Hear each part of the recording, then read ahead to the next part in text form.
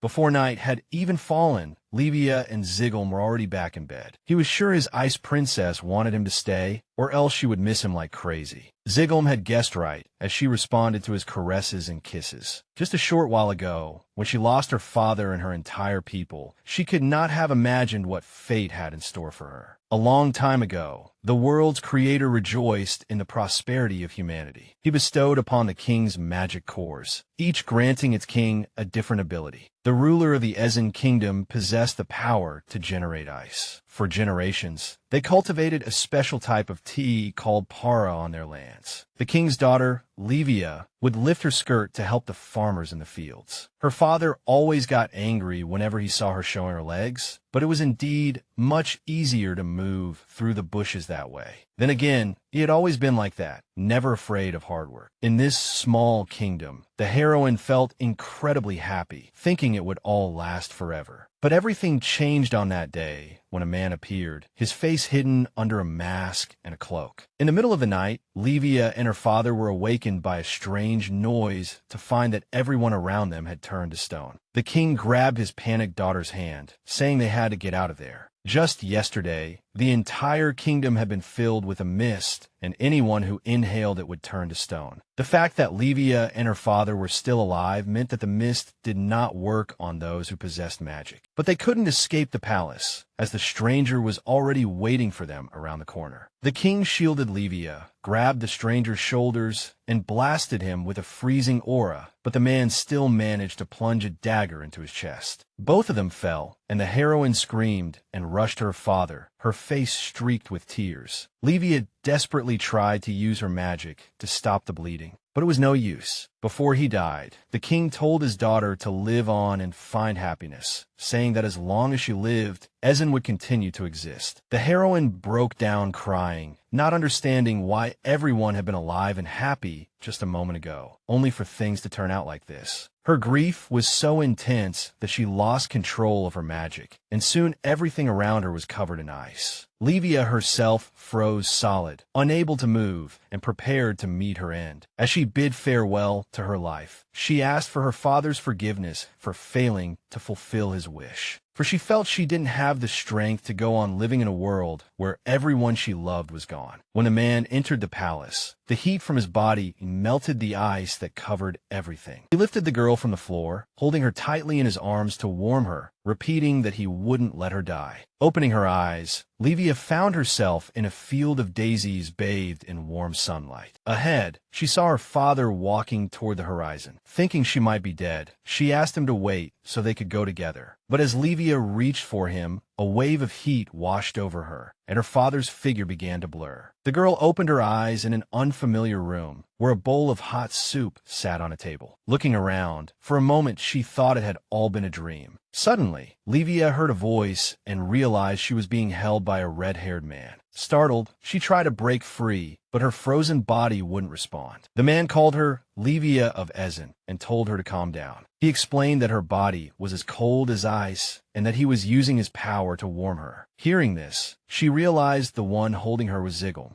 Zigglum von Freegund, the emperor of the Freegund Empire, wielded the power of fire and was known for conquering all neighboring kingdoms one after another. Rumor had it that, let's just say, none of his relationships with women ended well. And now, this dangerous man who struck fear into everyone had appeared in the Ezen kingdom. Thinking the emperor might be involved in what happened to her home, Levia asked him directly. Zigglum denied it, but she still couldn't figure out what had brought him to Ezen. Because of her worries, the warmth of his hands no longer felt comforting, and she began to freeze again. Zigglum suggested they talk later, and then suddenly kissed Levia on the lips. She felt the heat of his lips, and warmth began to spread through her body again. Still, kissing a stranger was too much, so she tried to push away once more. But to no avail. Zigglum told her to hold on, claiming that transferring heat through the mouth was much more effective. Finally, after a while, thanks to von Freegund's fiery lips and hands, Levia's body thawed, and she even began to feel hot. The man grabbed a towel and began to wipe away the melted ice. He figured the girl must have suffered a severe shock, as magic becomes unstable when one is hit by strong emotions, and one's power can go out of control. Zigglum said Levia was lucky, saying that if he hadn't found and warmed her, she might have frozen solid. But she didn't feel lucky, being the sole survivor of her entire kingdom, especially now that she had nowhere to go and everyone she loved was dead. Levia was just a child when she lost her mother, but her father and everyone in the kingdom supported her and helped her through it. She wanted to repay their kindness by growing up to be a great queen, but now that dream was completely shattered. Zigglum pulled her closer, telling her not to give up on the life she was given. Even if the kingdom was gone and the pain was unbearable, she had to keep going. He added that her father and the people she loved would surely want her to do so as well. And you know, that was indeed her father's last wish. The heroine couldn't understand at all why the Flame Emperor would save her, so she asked him point blank. Zigglum gave a wicked smile, kissed her hand, and asked her what she thought the reason was. The only thought that crossed her mind was that he wanted her power. Perhaps he wanted to exploit the supernatural abilities of another country. After all, abductions of royalty had happened before. But Zigglum told her that wasn't it all. He promised to explain everything later, but for now, he suggested she get something to eat. He picked up a bowl of soup from the table and handed it to Levia. The heroine started eating and asked the Emperor to stop staring at her like that. Zigglum turned his head away, admitting that he owed the Ezen kingdom a debt, which was why he was helping Levia. But the girl had never heard of him having any connection to her kingdom. Zigglum said it was a long story and that she wouldn't believe him even if he told her. He was sure that time would tell, and then Levia could decide for herself how much to trust him. Once he was sure the ice had completely melted, Zigglum suggested they head to the free-gunned Empire. The heroine hesitated, wondering if she should trust this man and follow him. Noticing her hesitation, Zigglum asked if she wanted to know why the Ezen kingdom was destroyed. The truth was, more than anything, the heroine wanted to know why they had to go through all this. Since she couldn't do it alone, this man, the emperor of a great nation, could surely help her. Although Levia didn't know what the consequences would be, her father had sacrificed his life for her, so she decided to take this chance for the greater good. Zigglum carried the girl to his palace, whose grand scale and opulence left her in awe. The heroine asked him to put her down, worried that he would get tired. I mean, he had been carrying her both before putting her on the horse, and after arriving at the castle. Inside, they were met by Zigglum's aide, Wix Hartlieb, who was very surprised to see his master with a girl. He had no idea where his master had suddenly disappeared to, and now he thought his master had kidnapped someone. The emperor got angry, asking Wix what kind of person he took him for, and declared that he was protecting the girl. Zigglum carried Levia into a room and ordered his aide to prepare a list of maids by the next morning. Wix told his master he shouldn't do that again. After placing the girl on a sofa, Zigglum told her to wait a moment while he went to have a talk with the kid. The heroine had thought the Flame Emperor was a tyrant who controlled people by force, but the atmosphere in the castle was completely different. Left alone, the girl began to feel cold again, her body trembling with a shiver. After talking with his master, Wix returned in a completely different mood, politely introducing himself to the Princess of Ezen. While the Emperor wasn't looking, he asked the girl if his master had been unkind to her. Images of those fiery kisses with Zigglum flashed through Levia's mind, and her face turned bright red. Seeing the princess so flustered, Wix gave a sly smile and asked what his boss had done to her. Mortified, the heroine grabbed Zigglum's shirt, begging him not to say a word. The Emperor threw a cloak in Wix's face and kicked him out of the room. At the door, he whispered to his aide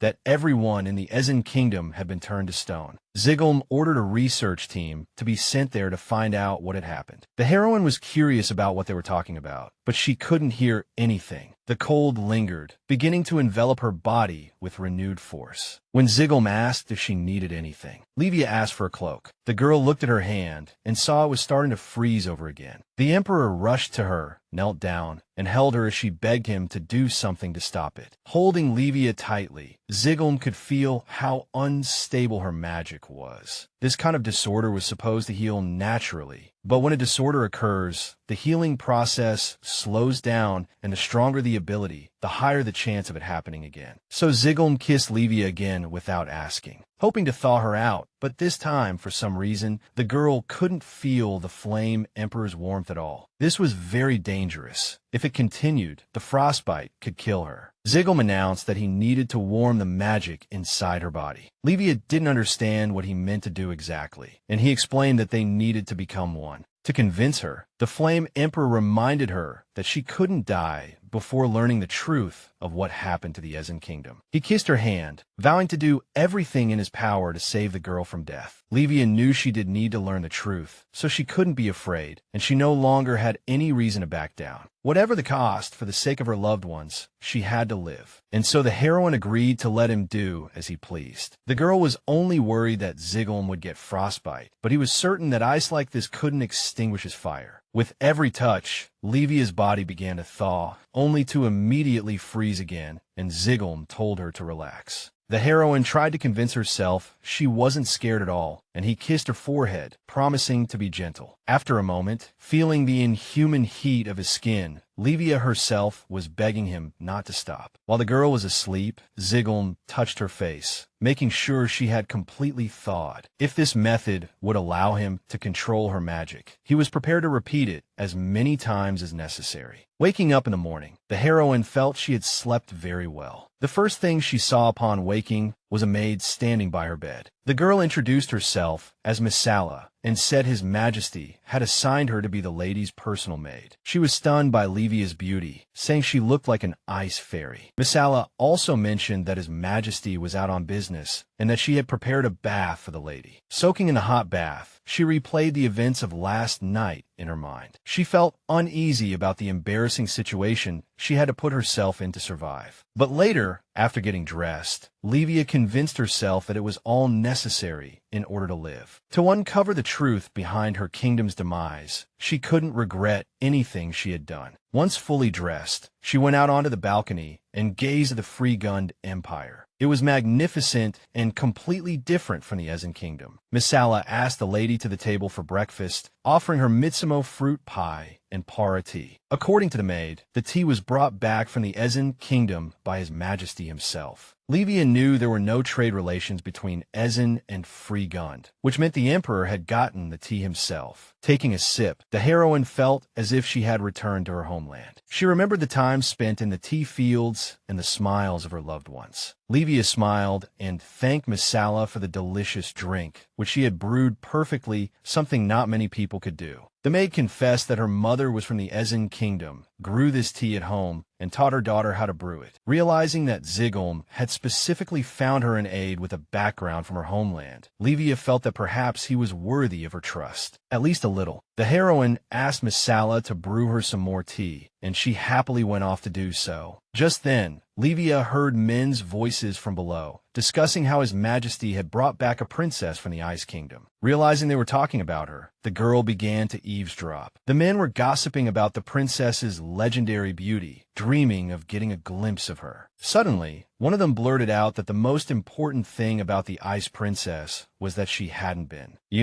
burned, and had won the Emperor's favor, which in turn meant His Majesty finally had a chance to get an heir. The Emperor entered the throne room, where his subjects were already waiting. Zigglum sat on the throne and asked if any problems had arisen in his absence. It turned out that Grand Chancellor Barbado had fallen ill and was now recovering at home. When asked about the situation in the rest of the empire, the subjects replied that everything was as usual. This answer sent the Emperor into deep thought, as turning an entire kingdom to stone was definitely a major incident. Some country must have been involved, but Zigglum had never heard of such a thing as petrification. He decided to remain calm until the reconnaissance team returned. Some guy popped up out of nowhere, wanting to ask the Emperor a question. He had a "what's the deal with you bringing the princess of the Ice Kingdom to the palace" look on his face. Zigglum didn't feel the need to explain himself to him, but the guy was persistent, wanted to know if he was considering marrying Levia. The Emperor got so angry he was about to breathe fire, telling them he would say whatever he wanted. Watching all this, Wix was thinking how gentle and considerate Zigglum was around the Ice Princess, but now he was completely different. He was the true Flame Emperor, wielding the most insane firepower in history. After the meeting, Wix told His Majesty that Barbado should be back to work within 3 days. The aide pointed out that the Grand Chancellor must have been exhausted, since someone had suddenly disappeared and dumped all the work on him. Wix wondered when exactly the Emperor had found out about the planned attack on Ezen. Zigglum just said he knew nothing and that it was all a coincidence. His aides still felt it couldn't have been random that he was in that kingdom on the day of the incident. Zigglum, for his part, was thinking that if he had reached the kingdom sooner, Levia wouldn't have been so badly hurt. When he entered her room, he found her praying by the window. He asked if she was praying for her homeland and offered to join her, but Levia felt it was pointless. Zigglum couldn't help but notice she was in a bad mood, but when he suggested she was upset because he wasn't there when she woke up, she said it wasn't like that. The truth was, she couldn't forget the conversation she had overheard. They were discussing whether a princess from such a tiny kingdom could become the emperor's wife. His Majesty had always said he would only marry a woman he truly desired. If Levia could handle the marriage bed, she had a real chance of becoming his wife. After hearing this, it all became clear. So our girl decided to ask Zighelm directly. Did he save her just so she could bear him an heir? She felt that if that were the case, he should have just said so from the beginning instead of lying about owing a debt to Ezen. When he asked who told her this, she said that rumors were drifting on the winds of the empire. According to the rumors, the Flame Emperor was just looking for a woman who could withstand his heat and bear him an heir. But Zigglum denied this, saying he simply meant he would marry someone he truly desired, and that was all. Levia wasn't against him using her for his own purposes, as she was also using him to survive and uncover the truth behind her kingdom's tragedy. That's why she proposed a deal to the emperor. Zigglum touched her face, wondering what exactly he could offer her in this situation.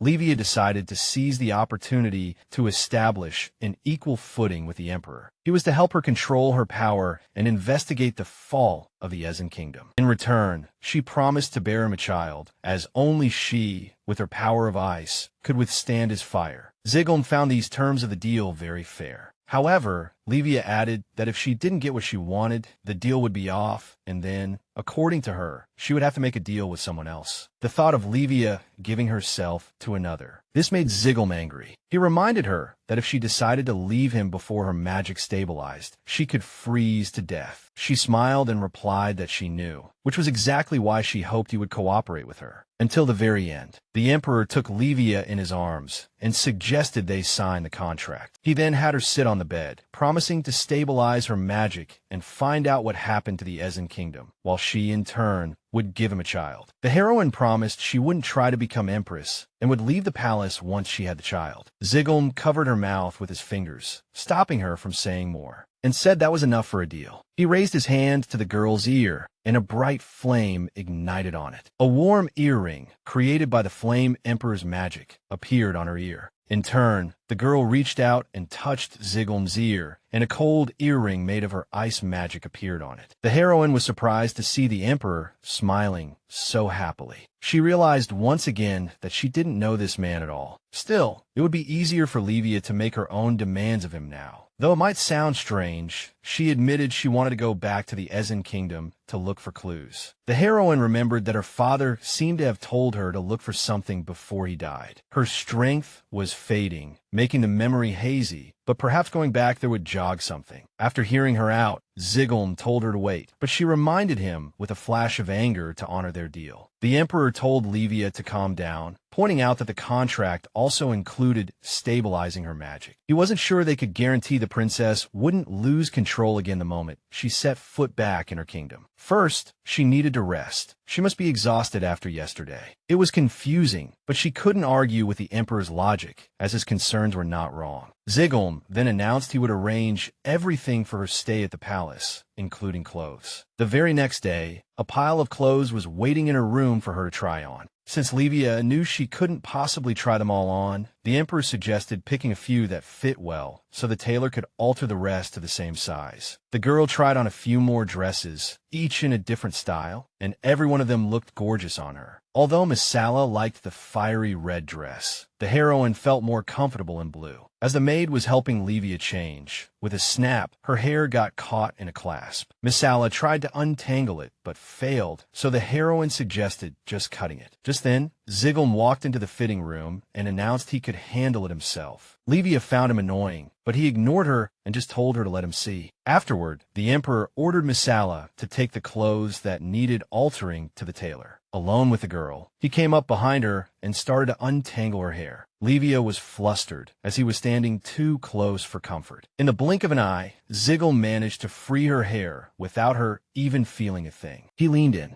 and whispered in her ear that the dress looked gorgeous on her. Levia snapped at him to get a grip and just cut the lock of hair if he couldn't untangle it. Cool as a cucumber, Zigglum said he had already taken care of it and offered to help her take off the dress. Flustered, she told him that was enough and asked him to leave the dressing room. But as she turned, she tripped on her skirt and fell onto a pile of boxes at her feet. Zigglum caught her just in time, and Levia landed right on top of him. He chuckled, saying she couldn't be left alone for a second. For a moment, the heroine apologized and started to get up. Her hand brushed against something firm, and Zigglum grabbed it, smirking as he told the princess to stop playing around. She felt the heat radiating from him, and memories of the night they spent together flooded her mind. Caressing her face, Zigglum asked what she was thinking about with that look on her face. She tried to dodge the question, but he touched her chest, saying he couldn't hold back when she looked so alluring. Zigglum was surprised that Levia told him to back off, especially since she was straddling him, which seemed to suggest the opposite. Just then, Misala walked back in and was stunned to see them on the floor in such a compromising position. The princess was sitting on the emperor, who was holding her hand, his shirt wide open. The maid covered her face with her hands, apologized for interrupting them, and rushed out of the room. Back in her room, Levia received another apology from Misala. The lady told her there was nothing to apologize for, and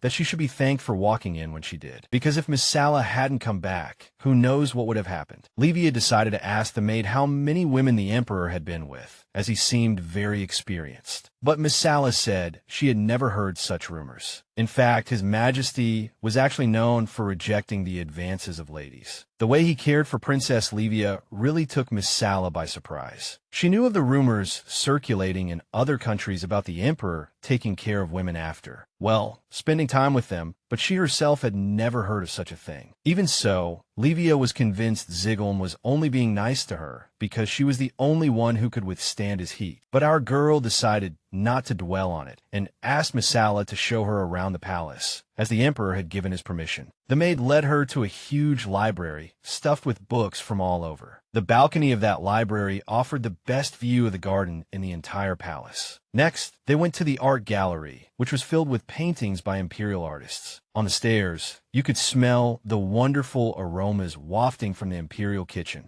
Going downstairs, our heroine came across a cat that the soldiers had adopted. Then they went to the garden, passing through an archway covered in gorgeous red roses. Misala was showing Levia around the castle. She was full of excitement and joy, which actually gave Levia energy as well. As they walked down a corridor, the maid showed the lady her favorite little statue, a bird. She shyly admitted that she had lost count of how many times she had wanted to sneak it back to her room. Seeing how much Misala really wanted it, the heroine used her magic to conjure an identical crystal statue for her. It was Levia's way of thanking the girl for being so kind to her. Misala was overjoyed with the gift from her mistress, promising to treasure it like a family heirloom. Two men were observing everything, whispering to each other. As soon as they noticed Levia looking at them, they hid around the corner. The heroine realized that, unlike Misala, not everyone here was happy about her arrival. She thanked the maid for the tour of the castle and said she wanted to go back to her room. But suddenly, some random guy appeared before Levia with a smug grin. He asked if he was really seeing the Ice Princess in the flesh. He stared at her, saying he finally understood how such a beauty could catch the emperor's eye. Misala told him to stop, saying he was being too forward. The guy slapped her, furious that a mere maid would dare to interrupt him. The heroine rushed over to Misala, who had fallen to the ground, shattering the crystal bird. The guy commented that he had heard about the fall of the Ezen kingdom, and that the princess was apparently willing to do anything to survive. With a vicious smile, he asked Levia if her late father had taught her that particular survival skill. The heroine stood up, an icy chill emanating from her. Levia said with a frown that he could judge her as he pleased, but she would never allow him to involve her father. The bastard just laughed at her, asking if she planned to freeze everyone who displeased her. She could feel her magic starting to become unstable again. She was afraid of losing control and accidentally hurting Misela. The guy kept provoking her,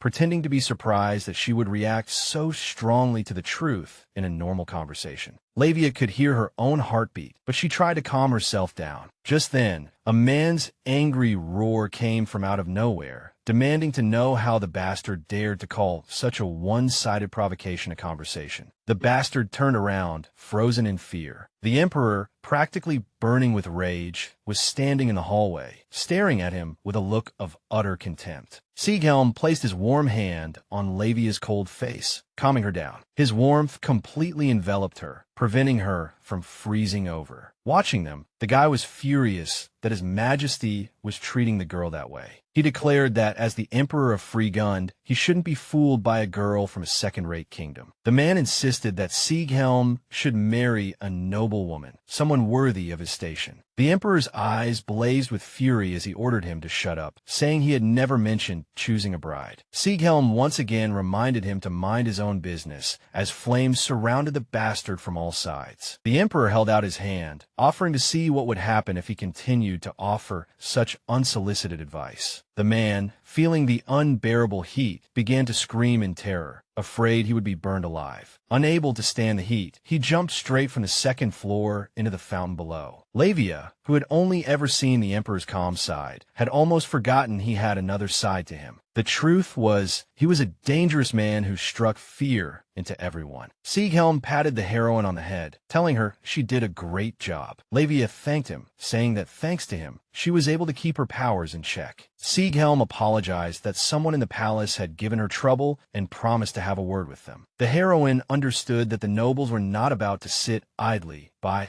when a woman suddenly captured all of the Emperor's attention. Even with their agreement, she had to remain on guard. A tearful Mizella showed her mistress the broken little bird. She apologized to Levia for failing to keep her promise to take care of the gift. Her sincerity and kindness deeply touched the heroine's heart, and the heroine told her not to worry. Levia claimed the bird hides by shattering when it feels threatened, and with a wave of her hand, the statue was restored. The maid cried as she thanked her mistress, who in turn thanked her for protecting it. After she returned to her room, Zighelm followed, asking her to make him an ice bird like Micellus. Levia couldn't even imagine what he would want it for. She told him that even if she did give him a bird, it would shatter instantly. Zighelm suggested she let the bird decide for itself if he was really that dangerous. Reminding herself that the Emperor had done her a huge favor and that a small favor in return wouldn't hurt, she agreed. She asked him for a wine glass and gave a playful wink. After taking the glass, Levia enveloped it with her ice magic. A few seconds later, she handed out the glass, which was now adorned with an ice bird. As a thank you, she told him not to worry, as a falcon made this way would not melt at his touch. Zighelm was mesmerized by the gift and promised to treasure it. Mizella knocked on the door to announce that the lady's bath was ready. Sitting in the tub, the heroine remembered Zighelm's happy face and how he could find joy in the simplest things. It reminded her of her father, who had also asked Levia to make ice sculptures for him. The king was just as happy with these small gifts from his daughter. She had never seen it with her own eyes, but she heard that he kept them all carefully stored somewhere. Levia truly wanted her father to always be smiling, so she kept practicing making all sorts of shapes. The memories stirred the heroine's emotions, and a single tear rolled down her cheek. The girl reminded herself not to cry, that she needed to stay strong to find out the truth about what happened to her kingdom. But that one tear had already fallen into the tub, and in an instant, the entire bath froze solid. Levia couldn't believe it, as her magic was supposed to be stable now. Just then, Mizella came to check the water temperature, and seeing the ice in the tub, she screamed and dropped the towels. The maid dropped everything and ran out to get the Emperor's help. Although Levia didn't want Zighelm to see her naked, Mizella was already out of earshot. A moment later, the Emperor burst into the bathroom. Before the maid came for him, Zighelm was in his study, receiving a report from Vic about the investigation. News of the mysterious fall of the Icen Kingdom had reached the ears of the nobles through merchants from various countries. As the Emperor pondered this, Vic suddenly added that some disturbing rumors were also circulating among the nobility. They were saying that Princess Levia was cursed, and that was the reason for the Icen Kingdom's downfall. If she remained in Freegund, the Empire would suffer the same fate. Zighelm angrily declared that their imaginations were too wild. Vic thought it was to be expected, as turning an entire kingdom to stone was simply unbelievable, and fear of the unknown always leads to wild speculation. The Emperor dismissed it as utter nonsense, as Levia was a victim in this matter too. He was so angry that he burned the documents in his hand and ordered Vic to shut everyone up before leaving. The adjutant also mentioned that the squad sent to Ezen would be back tomorrow. Just as Vic was saying they had found evidence of a crime in the kingdom, there was a knock on the door. Ms. Ella burst into the office, saying that Lady Levia was freezing to death in the bathtub. Zighelm knocked on the ice, confirming that the water in the tub had frozen completely solid. When asked if she was hurt, Levia said her body was fine. Only the water had frozen. She looked away, admitting that it might not have been related to her unstable magic. Zighelm reminded her that her power was always fluctuating,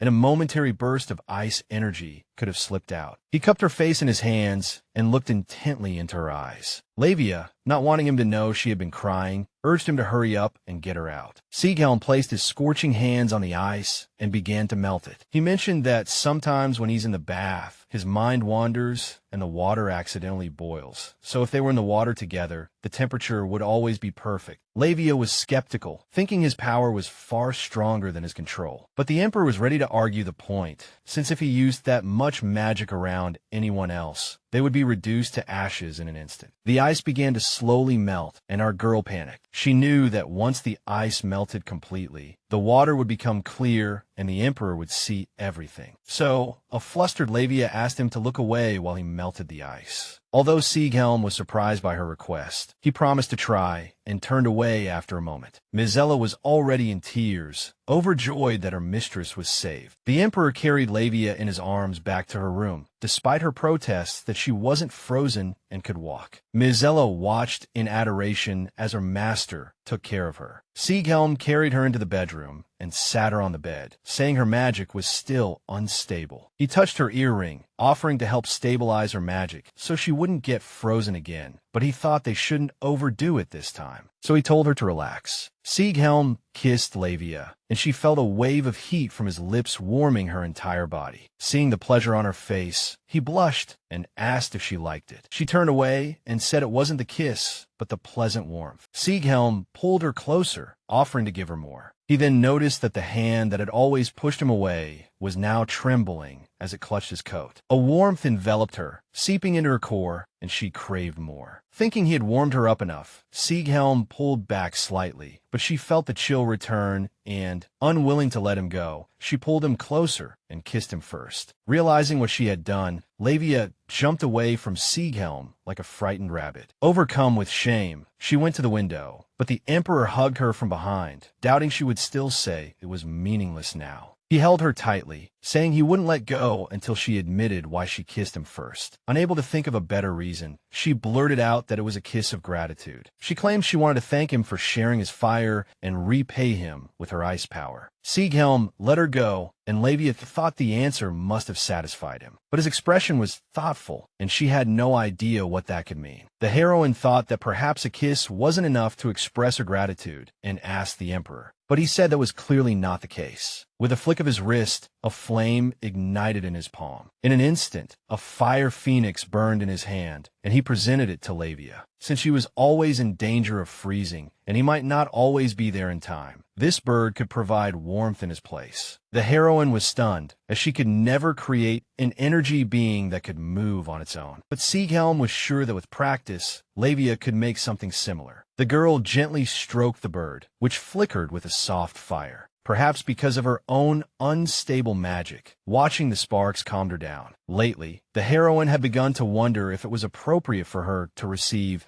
so much more from Zighelm than she gave in return. Later, when the Emperor came out of his bath, Levia was already asleep. When she kissed him, he had felt a genuine passion from her, as if she wanted things to go further. But replaying it in his mind now, Zighelm began to wonder if it was real. Waking up the next morning, the heroine found herself in the Emperor's arms. She tried to break free, but he held her so tightly that Levia couldn't even move. This was unusual, as he was usually long gone by the time she woke up. The heroine stared at the sleeping Zighelm, who looked rather vulnerable in his sleep. She touched the hard muscles of his chest, surprised at how well-built he was. The guy suddenly opened his eyes and grabbed Levia's hand, demanding to know what she was doing. Before she could answer or even apologize for waking him, Zighelm lightly bit her finger, telling her not to do that, because even he had his limits. His voice was huskier and deeper than usual. Even half asleep, his eyes were like those of a perpetually hungry predator. Flustered, she said she didn't remember agreeing to let him hold her while she slept. But Zighelm explained that he slept on his side and that she had rolled over to him on her own. The clock tower chimed, and only then did the Emperor realize how late it was. Walking to the window, he said he wanted to show Levia something and told her to get ready. Looking out the window, he saw a reconnaissance team approaching the castle. A short while later, the fully dressed Emperor and Princess were already talking to the team members. They had brought back items recovered from the Icen Kingdom. According to the report, the ice that had covered the royal palace had completely melted. Many of the people who had turned to stone had crumbled to dust, and the team had collected items found near that dust. Zighelm tried to comfort Levia, patting her on the shoulder and telling her that the King of Icen was buried not far from the palace. He suggested that when she felt better, they could go there together to lay flowers on his grave. With a heavy heart, she thanked him and turned to the table with the recovered items. Among them was a handkerchief she had given to her maid, Anna, a fountain pen that the captain of the guard had always cherished, and a ring that had belonged to Levia's father. The heroine picked up the precious item and held it tightly to her chest, her heart pounding. Then she composed herself and thanked each and every member of the investigation team. As the Princess of Icen, she expressed her deepest gratitude to His Majesty Zighelm and to all who had traveled to her homeland. The Emperor also sent the sand collected by the expedition for analysis, believing that if they could understand the petrification process, they could find the culprit. There was no doubt that the fog that had turned everyone to stone contained some special power, so there was hope of finding residual traces of magic in the sand. Suddenly, Levia's gaze fell on the key to her father's study. It was then that the heroine clearly remembered his last words, saying she needed to check his drawer and find something that would help her. That was why she told His Majesty that she needed to return to the kingdom immediately. At that very moment, the knight standing behind her shouted that it was all her fault, a sharp dagger flashing in his hand as he prepared to strike a fatal blow at the princess. The Emperor reacted in time, shielding Levia and blocking the blade with his own arm. The spray of blood instantly brought back memories of her father's murder. The Emperor bound the attacker with flames and grimly asked him if he had any last words. The young man, gritting his teeth in pain, replied that his older sister had married into the Icen Kingdom. When he arrived there with the investigation team, he found her turned to stone like everyone else. The boy couldn't understand why, in a kingdom where absolutely everyone had died, only Levia had survived. He meant that if she couldn't protect them as a princess, shouldn't she have gone down with the ship? But since everything around her had turned to stone except for her, it must mean that Levia was cursed. Zighelm listened to all this, growing angrier and barely managing to control his magic. He turned to look at Levia, and at that moment,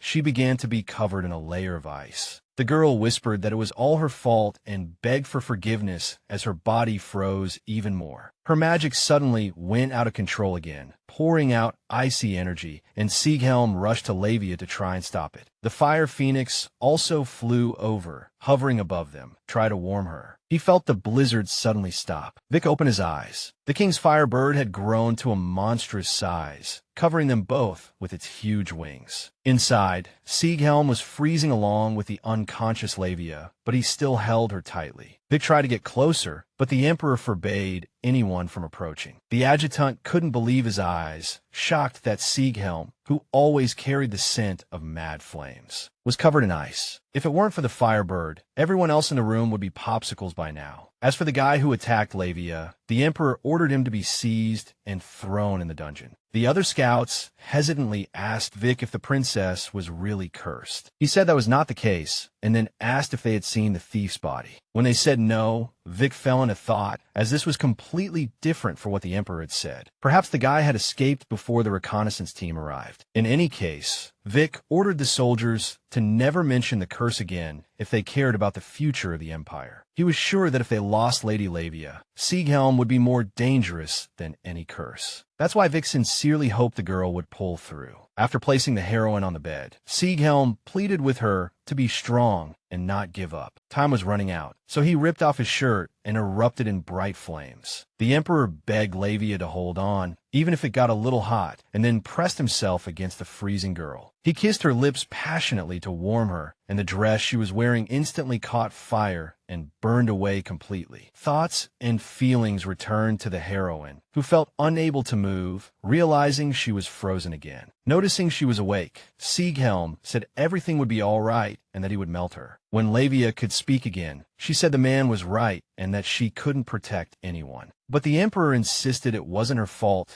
saying he couldn't protect them either, so he begged her to at least let him protect her. The heroine couldn't understand why he looked so pained at that moment. The next day, Vic admitted he was relieved to see the Emperor and the princess were all right. When Zighelm said the adjutant was overreacting, he interjected that they were really worried, afraid they would be frozen into popsicles. When asked about his hand, the Emperor said Levia had healed it first thing that morning. The heroine wondered what had happened to the others in the room when her power went out of control. Vic said they were all fine and told the lady not to worry. Nevertheless, the girl felt guilty about what had happened and started to apologize again. But Zighelm declared it was his fault for not stopping the danger sooner and for scaring her. Even so, the heroine didn't think the Flame Emperor had anything to apologize for, as the man's anger was not entirely unjustified. But she remembered what Zighelm had said last night about how her desire for his warmth meant she wanted to live, that she didn't need to live for others. She had to live for herself. Levia really wanted to live, even if she felt ashamed of the Emperor's attention, because there were still things she had to do. She grabbed the key to her father's study from the table and asked Zighelm to let her go to the Ezen Kingdom. She explained that she remembered her father's last words and that it must be related to what happened. Vic interjected that the princess needed to rest after her magic went out of control. But Levia argued that they needed to act while yesterday's treatment was still effective. After a moment of contemplation, the Emperor agreed and announced that he would accompany her. Vic nearly had a heart attack upon hearing this, but Zighelm didn't back down. He announced that they would leave for the Ezen Kingdom the next day. That night, the heroine sat on her bed, thinking about finally going home tomorrow. There was no one left there that she cared about, but she reminded herself that this was her decision and she needed to stay focused. Suddenly, the dark room lit up and Levia looked up to see what was happening. Walking to the open balcony doors, she saw thousands of lights rising into the air. Looking closer, the heroine realized they were lanterns, and the beautiful sight mesmerized her. Levia had heard that in the Free-Gunned Empire, they would launch burning lanterns into the sky to honor the souls of the dead. Zighelm entered the room and offered to let the girl release one too. The heroine took the lantern from his hand and released it into the air, honoring the dead of Ezen among the lights of Free-Gunned. She prayed in her heart for their peaceful rest and vowed to find out the truth. Suddenly, Levia felt tears streaming down her cheeks and on her hands. She tried to calm herself down so as not to worry her father and everyone else. Watching her from above and seeing her tears, Zighelm pulled her close and gave her a tight hug. He gently stroked Levia's face, telling her she shouldn't suppress her emotions. After all, in Free-Gunned,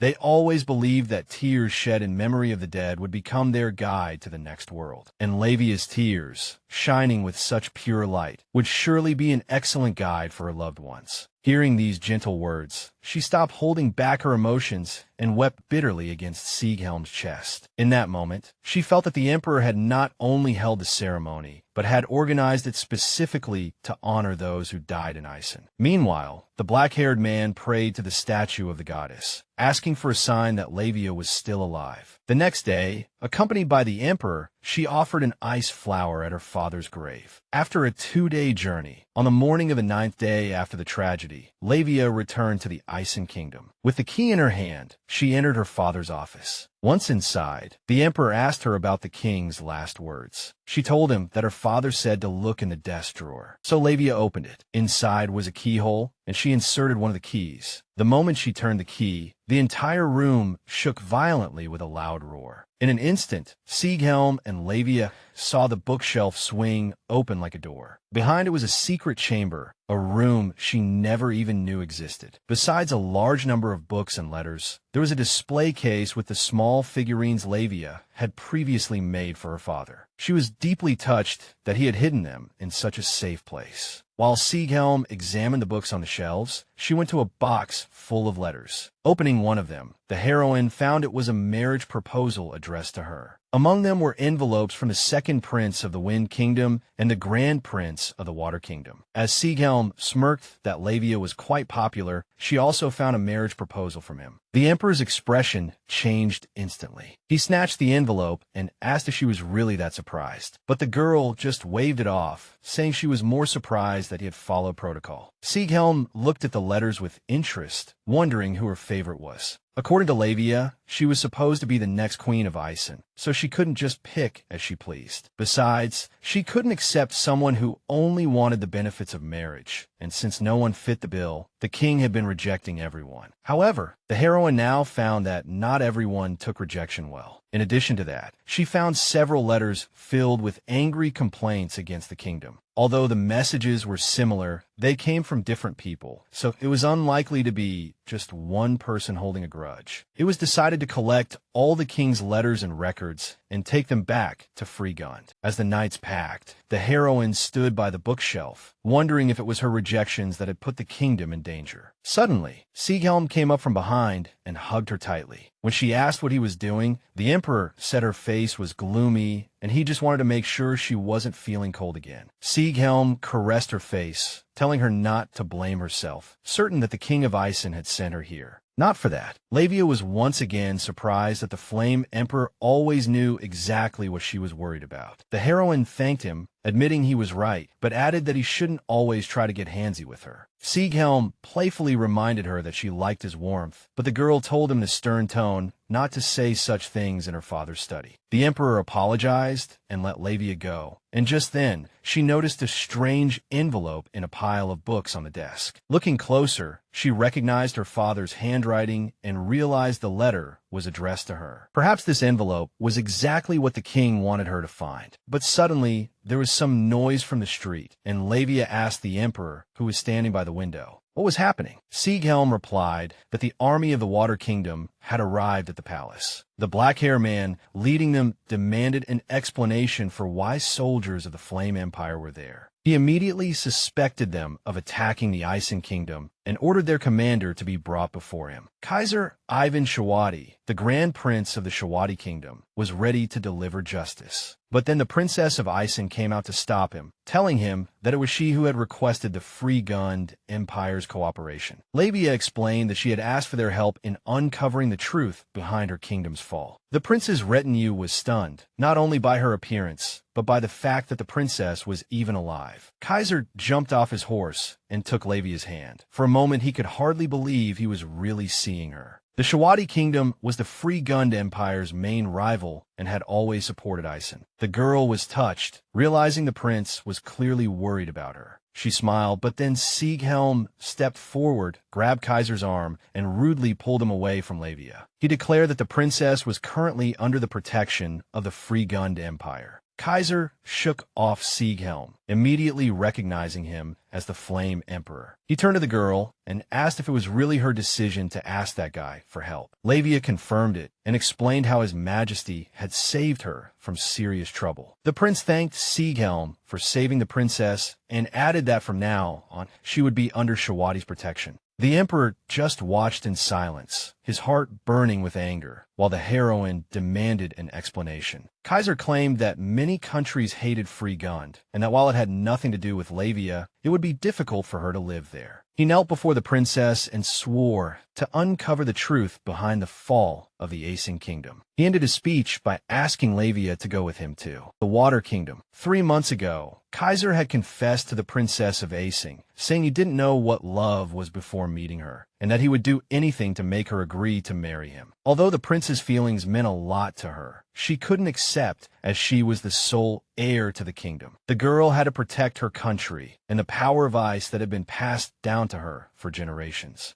Levia knew that Kaiser was a kind and considerate person. On that terrible night, if she had been able to move, she would have surely sought his help. And now, here he was, asking her to go with him to the Water Kingdom. The earring on her ear suddenly flickered, burning her earlobe madly. She felt an intense pressure, as if she had to refuse Kaiser's proposal. So Levia apologized and said she intended to follow Zighelm's advice, as she had already asked him about the matter. The prince wanted to know why she was so dependent on the flame. Emperor, Levia couldn't tell him that Zighelm was the only one who could control her power, so the emperor answered for her, saying that Frigund was already investigating the attack on the kingdom. Moreover, he was the only one who could make Princess Levia's dream come true. Kaiser countered that if that was the case, he would investigate it himself. He was sure that if he exposed the real culprit, Levia would have no reason to stay in the empire. The two men locked eyes, a silent challenge passing between them. After kissing the princess's hand, Kaiser asked her to wait for him, promising to prove that he was the one destined to be her true guardian. On the way back to the empire, the heroine couldn't stop thinking about meeting the Prince of Shawati again. He seemed to genuinely care for her, and it was a relief to her that he knew she was alive. Levia turned to Zighelm and asked him what he was so angry about. Although the emperor pretended not to know what she was talking about, the heroine told him to cut the crap, because the moment Kaiser had proposed she go with him,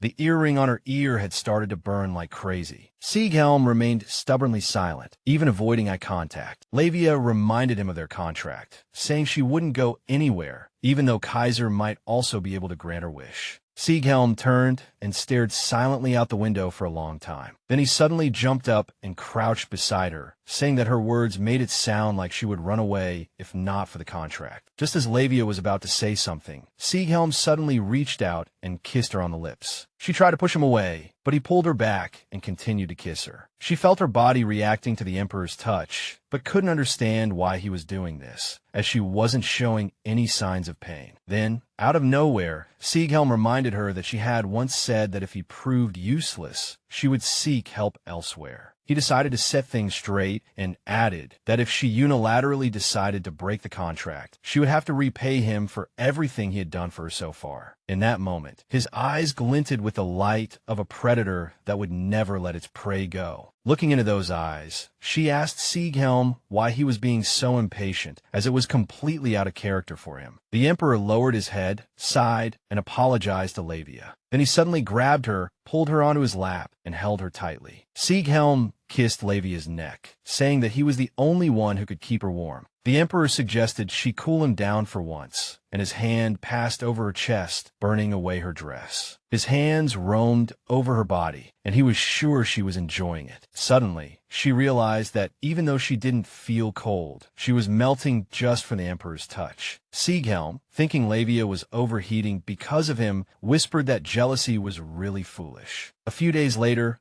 Sola entered the room and saw her mistress looking for something. Levia was looking for a letter her father had written to her, but the maid hadn't seen it. She was sure she had taken the letter from her father's secret room and brought it into the carriage, but her memory had become hazy ever since Zighelm had pulled her onto his lap. Everything that had happened had agitated her so much that Levia had collapsed in a bed with a high fever as soon as she returned to the palace. The emperor must have been blaming himself for what happened, and was pulling out all the stops to get back into her good graces. From that day on, Zighelm didn't even return to his own room, and our girl started to worry about it. Noticing her mistress was in a bad mood, Sola asked if there was anything she could do to help. Then, she suddenly opened her arms and told Levia that she could cry on her shoulder if she needed to. Our girl gave Sola a big hug, thanking her for her thoughtfulness. As they resumed their search for the letter, the maid pointed out that His Majesty wouldn't hide something so important in a box. But since Zighelm had been super busy lately, she thought it would be better to ask Vix. Before Sola could even leave, the man appeared at the door. He handed Levia an envelope that he had found in a corner of the carriage. She lit up like a Christmas tree and thanked Vix for his great help. The heroine tore open the envelope and began to read the letter, in which her father said he had written it in case something happened to him. Levia was to receive this letter if their people faced a crisis and she had nowhere to turn for help. In that case, her father advised her to seek help from Zighelm von Freegun. Reading this, the heroine couldn't believe that the King of Ice was somehow connected to the Flame Emperor. So she decided on the spot to ask Vix what exactly the relationship was between her father and Zighelm. The man looked confused and said that unfortunately, he couldn't answer that question himself. Not wanting to waste a second, the heroine turned and rushed out of the room, wanting to ask the Emperor everything herself. But Vix stopped her, telling her that His Majesty's magic had unfortunately become unstable. Because of this, Zighelm had isolated himself, locking himself in the dungeon. Vix explained that His Majesty, just like Miss Levia, had experienced a surge in his power. Since then, his spirit had been in a frenzied state, and he had been isolating himself to prevent harming anyone. The heroine didn't know about this, and now she understood why Zighelm had acted that way in the carriage that day. Levia turned and left the room without a word. Although Vix tried to stop her, she was determined to suppress the Emperor's magical outburst. The heroine decided to put aside the questions about his behavior in the carriage and his connection to her father for the time being. At this moment, she imagined the pain he was going through, and it made her feel the same pain. Walking into the hallway, the girl sensed the source of Zighelm's magic and headed in that direction. Vix rushed after her, repeating that His Majesty had forbidden anyone from approaching him. However, Levia realized that the man had told her the truth because, deep down, he was hoping for her help. She declared that when her power went out of control, her body would freeze and become unbearably painful. She couldn't let the Emperor suffer like that, imagining the agony he was experiencing as he was consumed by the heat of his own magic. Unable to argue with Levia, Vix escorted her to the dungeon. The heroine touched the handle of the iron door and felt how scorching hot it was. Levia used her aura to cool the metal, allowing her to enter the room. Zighelm was sitting in the room, which was completely engulfed in flames. Although it was the first time the heroine had seen such a sight, for some reason, the whole scene felt strangely familiar. The Emperor turned to the girl and asked why she had come to the dungeon. Levia walked towards him and replied that she was here to help. Realizing that Vix had spilled the secret, Zighelm was furious with his apparently loose-lipped aide. You could see from his face that he was in unbearable pain. The heroine got up and activated her ice magic to cool the room. But the flames spread faster than her power, and Zighelm told Levia to leave, saying it was futile. He tried to convince her that he would be fine and that she just needed to wait. But the heroine saw how much pain he was in, gently caressed his cheek, and asked why he wasn't using her. Zighelm pushed her hand away, saying it wasn't part of their agreement and that he couldn't control himself in these moments. The Emperor then added that if Levia stayed with him, he wouldn't be able to hold back, just like in the carriage. The heroine cupped his face in her hands, looked into his eyes, and suggested adding this to the agreement from now on. With those words, she kissed his lips, pouring her cold power into the man. At first, Zighelm returned her kiss, but then suddenly pushed the girl away. He begged her to stop and leave while he still had a shred of sanity. In his current state, he couldn't think or worry about Levia, but she was sure the Emperor craved her coldness, just as she usually craved his warmth. She stood up and swiftly took off her dress, which instantly turned to ash. Touching the Emperor's firm chest, she asked why his clothes weren't burning and if they were made of some special material. Then Levia moved closer to Zighelm, pressing herself against him, while he, barely holding back, demanded she explain what she was doing. The Emperor trembled all over, wondering if she really wanted to be turned to ash. However, she told him not to underestimate her and promised to cool him down to the freezing point. Zighelm could no longer resist and embraced the girl, pulling her close. Vix stood before a red-haired girl, looking restless because it had been 5 hours since Miss Levia entered the dungeon. He was worried about the princess and was starting to regret telling her everything. Yugji, the first princess of the Free-Gunned Empire, told him to calm down. She said she would have done the same thing if she were there. Just then, the Emperor burst into the room, carrying Levia wrapped in a sheet. Although she insisted she was fine, he ordered them to check her body as soon as possible. Zighelm was very worried that she had absorbed too much flame energy, and that something might go wrong. When they were alone, Yugji introduced herself to Levia. She was Zighelm's older sister and a researcher of supernatural abilities. Since she specialized in magic research, she offered to take care of Levia. The heroine began to introduce herself to the princess, but she already knew who she was and suggested they get down to business. During the examination, Levia apologized for not greeting her properly earlier. Yugji laughed and said she had nothing to apologize for, as it was all her brother's fault, along with his clingy possessiveness. Zighelm, sitting behind screen, told his sister to stop the pointless chatter and get to work. But Yugji coolly replied that talking was part of the physical examination. Then she told him to shut up, calling him such a dog. The heroine thought to herself that this girl was just as sharp-tongued as one would expect the Flame Emperor's sister to be. Levia shyly said that Zig had already given her permission to do whatever she wanted. Hearing the girl so intimately shorten the Emperor's name, Yugji gave a wicked smile. After finishing the examination, she concluded that, as expected of the Ice Princess, there wasn't a single burn mark on her. Afterwards, Yugji went to her brother to check the state of his magic. Now, she still needed to think about Levia's magic and promised to submit a report later. The heroine noticed Miss Yugji's serious expression and thought that something must be wrong with their bodies. As the sun set, Zighelm and Levia were walking in the garden. The Emperor stared at the girl for a long time and then suddenly declared that if anything happened to her, he would take responsibility. After a short pause, he apologized for being harsh with Levia. The heroine told him not to worry, because she would have done the same thing even knowing all the risks. The Emperor wondered why she was willing to do so much for him. Levia turned to him and confessed that it was all related to a letter her father had left for her. The king had written that if a crisis befell the country, she could only rely on Zighelm. The heroine lowered her head and apologized for doubting his relationship with her father. Although the Emperor himself seemed surprised, the girl wanted to know exactly what connected him to the King of Ezen. So Zighelm confessed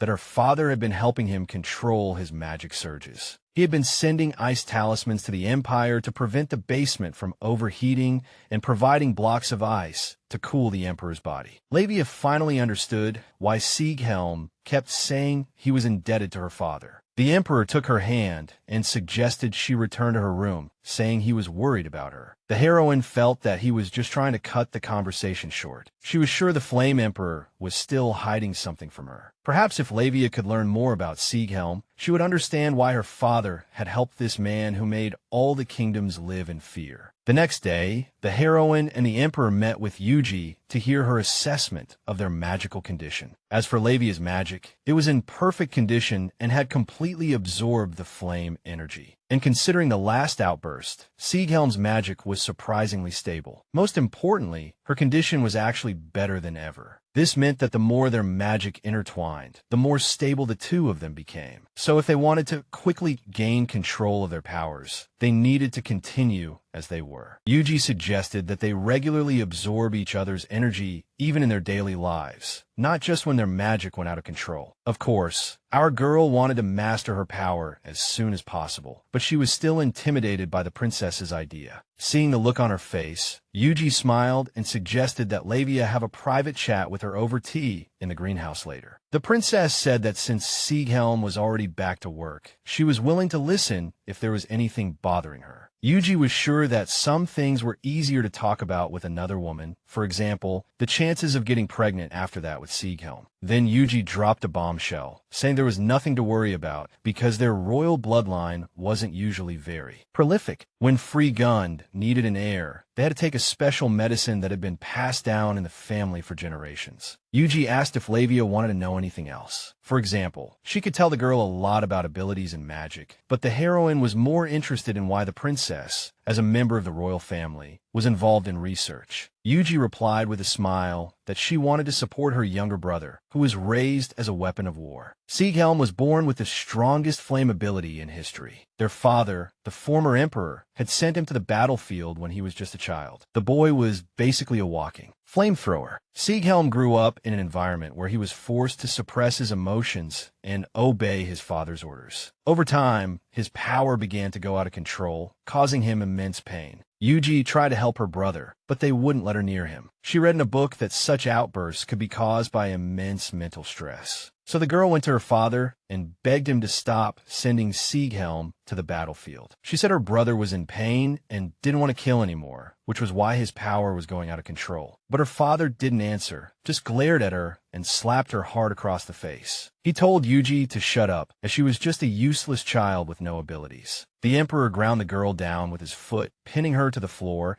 declaring that Zighelm was his weapon and she was just a tool for a political marriage, and tools were not entitled to have opinions. Yugji knew that if this continued, her brother's power, constantly out of control, could destroy him. So, with her eyes swollen from crying, she decided to help Zighelm no matter what and began to study all kinds of books on supernatural abilities. And that was the end of the princess's story about why she started her research. The heroine had no idea the former emperor was so twisted. Yugji asked Levia if she was curious about how things changed after that. First, the princess focused on ice magic to neutralize and weaken her brother's flame magic. Yugji secretly contacted her grandfather, who was the emperor before their father. With his help, she managed to obtain ice with supernatural abilities from the kingdom of Ezen. After that, with their grandfather's support, Zighelm's humanity slowly began to return. But when her father found out about all this, he was completely against these changes. He got rid of the grandfather who was supporting them from behind the scenes. But in the end, Zighelm avenged his death and became the emperor himself. In Yuji's opinion, her brother was a great ruler, but ironically, other countries feared him more than they had feared their tyrannical father. After all, Zighelm's past actions were the reason he was called such a dangerous man. That's why the Flame Emperor still had to bear the sins of his past. That night, she sat on her bed, thinking about everything Miss Yugji had told her. Her father must have sympathized with Zighelm and helped him, but kept it a secret for fear of the old emperor. The king of Ezen knew about the Flame Emperor's past and how he had changed. This must be why her father wrote to Levia, saying she could trust Zighelm. The emperor entered the room and saw that Levia was still awake. She said she was just thinking, and Zighelm sat down beside her. She smelled his fresh and pleasant scent after his bath, which made her heart flutter. The heroine suddenly remembered Yugji, saying they needed to keep up their progress. Flustered by her own thoughts, she climbed into bed, pulled up the covers, and turned her back to Zighelm. He gently brushed a strand of hair from her face and asked what was wrong. Levia's silence made Zighelm think she was trying to tease him. He moved closer. Yugji's words kept replaying in her mind, and she thought that the emperor just wanted to gain control of his magic quickly. Zighelm took her silence as tacit consent and had her turn to face him. The emperor chuckled as he kissed her, saying her innocent expression now looked rather strange after she had told him the other day that he could do whatever he wanted to her. Levia replied awkwardly that she had acted crazy before because her life was still in danger. Zighelm promised to be gentle this time and not do anything she didn't like. She made him swear that if he broke his promise, the punishment would be that he had to obey her every command. Zighelm agreed and kissed her again, this time on the forehead. Early this morning, Vix was knocking on the door, and the emperor told him to come in. Entering the room, the aide-de-camp could feel the tense atmosphere between Zighelm and Levia, who were sitting back to back. Vix approached His Majesty, trying to figure out what had happened between them. Zighelm ordered him to mind his own business and turned away with an annoyed look. Then Vix informed the emperor that envoys from the kingdom of Shawadi had arrived, requesting a meeting with Miss Levia. Hearing this, the heroine guessed that Kaiser might have sent them, but Zighelm, without hesitation, curtly told Vix to send them away. The heroine jumped up and asked Zighelm to stop, saying she wanted to see the envoys. The emperor was adamant, not wanting to open the door for those rude bastards who dared to come uninvited. Levia then reminded Zighelm of his promise to listen to her if he broke his word. The emperor shot the heroine a sidelong glance and ordered Vix to receive the ambassadors and prepare a banquet. A short while later, Zighelm, Levia, and Kaiser were already sitting at a table together. The prince thanked the emperor for the warm welcome, despite their uninvited arrival. Zighelm pointed out that Kaiser had hidden his identity and snuck into the palace with the delegation. The Prince of Shawadi didn't seem to catch his sarcastic tone and replied with a casual smile that he just wanted to surprise Levia. He had come to see the princess to see how she was doing here and if there was anything bothering her. The heroine was touched that Kaiser had come all this way just because he was worried about her. However, Zighelm stated that if that was the case, the Prince of Shawati should head back home and cool his head. As Levia tried to argue with the Emperor, Kaiser didn't miss the detail of her calling him Zig. Furthermore, he noticed the earrings they were wearing, made from each other's magic. The heroine froze, having no idea how to explain it to him. Then Kaiser suddenly turned to the Emperor and said that he had heard the Emperor was looking for a woman who wouldn't turn to ash in his hands. He wanted to know if Zighelm was taking advantage of Levia's weakness to lure her into a trap and keep her by his side. The Emperor retorted that he had no interest in forcing any woman. Sensing the tense atmosphere, Levia smiled and told Kaiser that Zighelm was treating her well and that he didn't need to worry. After a moment of contemplation, the prince said it was good if that was truly the case. Then he suddenly asked Levia if she remembered his proposal from 3 months ago. Kaiser said his feelings hadn't changed, so he asked her to reconsider his offer to go with him to the Water Kingdom. The heroine lowered her eyes sadly and apologized to the prince. But he interrupted her, saying he was the one who should be apologizing, because after what had happened in her homeland, she had more important things to consider. After dinner, Levia felt extremely nervous. She could even feel her fingertips starting to freeze. Kaiser was very perceptive and would sooner or later find out that she had become intimate with the Emperor. Zighelm touched her hand and noticed how cold she was. Her touch was so cold that it began to freeze his own hand. Just then, Levia heard the voices of Kaiser and Vix nearby.